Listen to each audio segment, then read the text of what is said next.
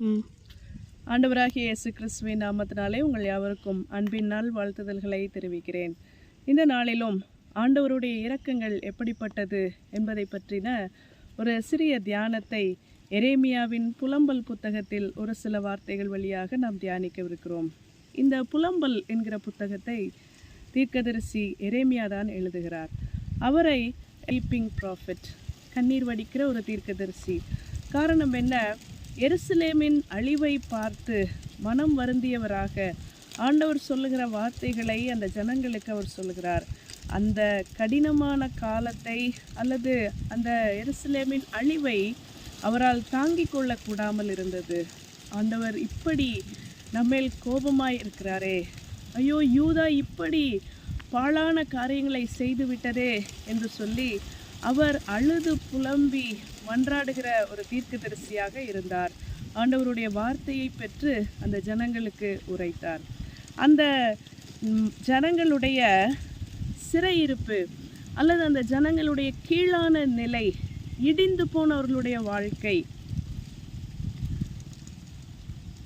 அல்லது அந்த லோலினஸ், கீழே மட்டமாய் போன அவர்களுடைய வாழ்க்கையை இவரால் தாங்கிக் கொள்ளக்கூடாமல் இருந்தது. இந்த குறிப்பிட்ட அதிகாரம், அதாவது புலம்பல் 3வது அதிகாரத்திலே அவர் 1வது வசனத்திலிருந்து கிட்டத்தட்ட 19-20 வரை அந்த மக்களுடைய துயரத்தையும் அவர்கள் கடந்து போகிற அந்த அவலமான நிலையையும் பற்றி அவர் சொல்கிறார். அந்த முதல் 18-19 வசனங்களை நாம் வாசித்தால் அவர்கள் எவ்வளவாய் நொறுங்கினார்கள், அதை எவ்வளவாய் இவர் அனுபவித்து எழுதுகிறார் என்பதை நாம் விளங்கிக் கொள்ளலாம். ஒரு சில வசனங்களை அதிலிருந்து வாசிப்போம். 1வது வார்த்தை, சினத்தின் மிலாற்றினால் உண்டான சிறுமையை கண்ட புருஷன் நான் யார்? ஆண்டவருடைய சினத்தினால் என்னுடைய ஜனங்கள் எவ்வளவு கஷ்டப்படுகிறார்கள் என்பதை பார்த்தவன் நான் என்று தன்னை அவர் அறிமுகம் செய்கிறார். அவர் வரிசையாக எழுதுகிறார். ஆண்டவர் என்னை வெளிச்சத்தில் அல்ல இருளிலே அழைத்து வந்தார். அவர் கையை எனக்கு விரோதமாக திருப்பினார். என் சதையையும் என் தோலையும் அவர் முற்றலாக்கினார். எலும்புகளை நொறுக்கினார். எனக்கு விரோதமாய் எழும்பினார். கசப்பினாலும் வருத்தத்தினாலும் என்னை வளைந்து கொண்டார். பூர்வ காலத்திலே செத்து கிடந்தவர்களைப் போல இருளான இடத்திலே என்னை இருக்க பண்ணினார் என்றெல்லாம் ஜனத்தின் துயரத்தை தன் துயரமாக பாவித்து அவர் இங்கே சொல்லுகிறார். ஆனாலும் இந்த துயரமான நேரத்திலும் கூட என்னுடைய ஆண்டவர் எப்படிப்பட்டவர் என்பதை அவர் உணர்ந்தவராக எழுதுகிறார். அந்த வார்த்தை இப்படியாக சொல்லப்பட்டிருக்கிறது. 21, இதை என் மனதிலே வைத்து நம்பிக்கை கொண்டிருப்பேன். எதை? அவர்களுடைய பாடுகளையும் அவர்களுடைய துயரங்களையும் அவர் நினைத்து பார்க்கிறார். நாம் ஒருவேளை ஒரு நெகட்டிவான இழிவான நிலையில் இருக்கிற நாட்களை நாம் நினைக்க விரும்ப மாட்டோம். அதை எதுக்குப்பா நினச்சிட்டு அப்படி ஒரு சூழ்நிலையை வாழ்க்கையை திருப்பி வந்துடவே கூடாது, இப்படியெல்லாம் நாம் நினைப்பதுண்டு. கடந்த கால துயரங்கள், கடந்த கால அவமானங்கள் இனி ஒருபோதும் எனக்கு வந்துவிடக்கூடாது, அதை பற்றி நான் சிந்திக்க கூட விரும்பவில்லை என்று நாம் சொல்லுவோம். ஆனால் இங்கே எரேமியா சொல்லுகிறார், 21வது வசனம், இதை என் மனதிலே வைத்து நம்பிக்கை கொண்டிருப்பேன். எதை மனதிலே வைக்கிறார்? அந்த துன்பங்களையும் தன் ஜனத்தின் துயரங்களையும் கண்ணீரையும் இழிநிலையையும் அடிமை இருப்பையும் நினைத்து தன் மனதிலே வைத்து நம்பிக்கை கொண்டிருப்பேன். சூழ்நிலைகள் நம்பிக்கை கொள்வதற்கு ஏதுவாக அங்கு இல்லை. அவர்கள் இருப்பது அடிமைத்தனத்திலே. அங்கு அவமானங்களும் கண்ணீரும் நிந்தையும் தான் இருக்கிறது. ஆனால் இவர் சொல்லுகிறார், நான் நம்பிக்கை கொண்டிருப்பேன். ஒருவேளை இதை பார்த்து கொண்டிருக்கிறவர்களோடு ஆண்டவர் இந்த வார்த்தையை கொண்டு பேசலாம். ஆண்டவர் இந்த வார்த்தையை கொண்டு நம்மோடு பேசுகிறார்.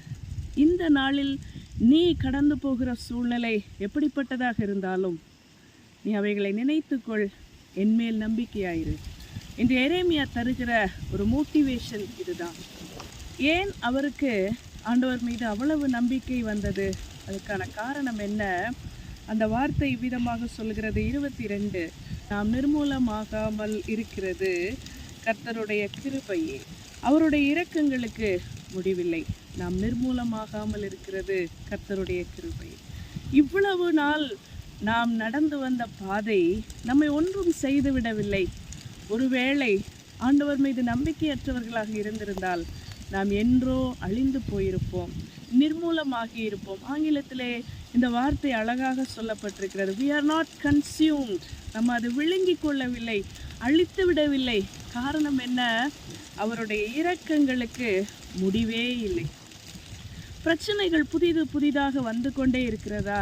அவமானங்களும் நிந்தைகளும் வந்து கொண்டே இருக்கிறதா? அதே போல கிருபைகளும் வந்து கொண்டே இருக்கிறது என்பதாக இவர் சொல்லுகிறார். நாம் நிர்மூலமாகாமல் இருக்கிறது, இதுவரை நாம் அழிந்து போகாமல் இருப்பது அவருடைய கிருபை. ஒருவேளை இந்த நாளில் நாம் கடந்து வருகிற பாடுகள் காரணம் என்ன? உடைய மீறுதலோ அல்லது நாம் செய்த பாவங்களாகவோ இருக்கலாம். ஆனாலும் ஆண்டவர் நம்மை அழித்து விடவில்லை முற்றிலுமாய். அவர் நம்மேல் இரக்கம் கொள்ளுகிறார். அவருடைய இரக்கங்களுக்கு முடிவே இல்லை. அன்எண்டிங், முடிவில்லாத ஒன்று, தினந்தோறும் புதிதாய் கிடைக்கிற இரக்கங்கள். ஒருவர் இவ்வாறாக எழுதுகிறார், every morning brings new hope. புதிய நம்பிக்கையை ஒவ்வொரு நாள் காலையும் கொண்டு வருகிறது. Every morning brings forgiveness for our sins. நம்முடைய பாவங்களுக்கான மன்னிப்பை ஒவ்வொரு நாளும் புதிய காலை பொழுதுகள் கொண்டு வருகிறது. Every morning brings strength for the trials we face. நாம் சந்திக்கிற சோதனைகளுக்கும் பிரச்சனைகளையும் தாண்டுவதற்கான பலனை ஒவ்வொரு நாள் காலையும் நமக்கு கொண்டு வருகிறது. உண்மைதானே? ஒருவேளை இரவிலே கலக்கத்தோடு இருக்கலாம், காலையிலே உற்சாகத்தை ஆண்டவர் தருகிறார். காரணம் என்ன? அவருடைய இரக்கங்களுக்கு முடிவே இல்லை. 3 சொல்லுகிறது, அவைகள் காலை தோறும் புதிதாயிருக்கிறது. அவருடைய உண்மை, உமது உண்மை பெரிதாயிருக்கிறது. முதல் 18 வசனங்களிலே எங்களுடைய பாடுகள் எவ்வளவு, ஆண்டவர் எங்களை சிறுமைப்படுத்தினார் என்றெல்லாம் சொன்னார். பிறகு சொல்கிறார், ஆண்டவரிடம் அவர் பேசுகிறார். இது ஒரு கவிதை நடையில் எழுதப்பட்ட ஒன்று. உமது உண்மை அவைகள் பெரிதாயிருக்கிறது. Great is thy faithfulness. உம்முடைய உண்மை என்ன சொன்னீங்க? என்னை கடைசி வரை காப்பாற்றுவீர், என்னை கடைசி வரை கைவிடாதிருப்பீர். அந்த உண்மையில் நீர் நிலைத்திருக்கிறீர் என்ற ஆண்டவரிடத்திலே அவர் பேசுகிறார். இந்த அதிகாரம் முழுவதும் பாடுகள் எவ்வளவாக இருந்தாலும் அவருடைய இரக்கங்களுக்காக நான் காத்திருப்பேன். ஏன்? ஒவ்வொரு நாளும் புதிய இரக்கங்களும் கிருபைகளும் எனக்கு கிடைக்கிறது என்று சொல்லுகிறார். அன்பானவர்களே, கவலையின் பாதையில், கண்ணீரின் பாதையில் அல்லது பாவத்தினால் வந்த தண்டனைகளினாலே, பிரச்சனைகளினாலே மூழ்கி போய் விழி பிதுங்கின நிலையிலே இருக்கலாம். என்று ஆண்டவர் சொல்லுகிறார், காலை தோறும் அவருடைய கிருபை பெரியது, அவருடைய உண்மை பெரிதாயிருக்கிறது. நாம் நிர்மூலமாகாமல் இருக்கிறது கர்த்தருடைய கிருபை. அவருடைய இரக்கங்களுக்கு முடிவே இல்லை. அவருடைய இரக்கம் இன்றும் நமக்கு கிடைக்கிறது. அதை எதிர்பார்ப்போம். ஆண்டவரே, நான் அழியாமல் நிலைத்திருக்கிறேன், இன்றும் பிழைத்திருக்கிறேன், அதற்காக நன்றி என்று சொல்லுவோம். நாம் நிர்மூலமாகாமல் இருப்பது அவருடைய கிருபை. அந்த கிருபைக்கு நாம் நன்றி செலுத்துவோம். அவருடைய இரக்கங்களை தினந்தோறும் பெற்றுக்கொள்ளுவோம்.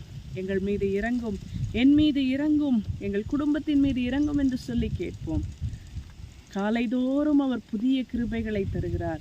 அவருடைய உண்மை பெரிதாயிருக்கிறது. Great is thy faithfulness. சொன்னபடி நம்மை காப்பாற்றுவார், சொன்னபடி நம்மை கரத்தை விடாமல் நம்மை நடத்துவார்.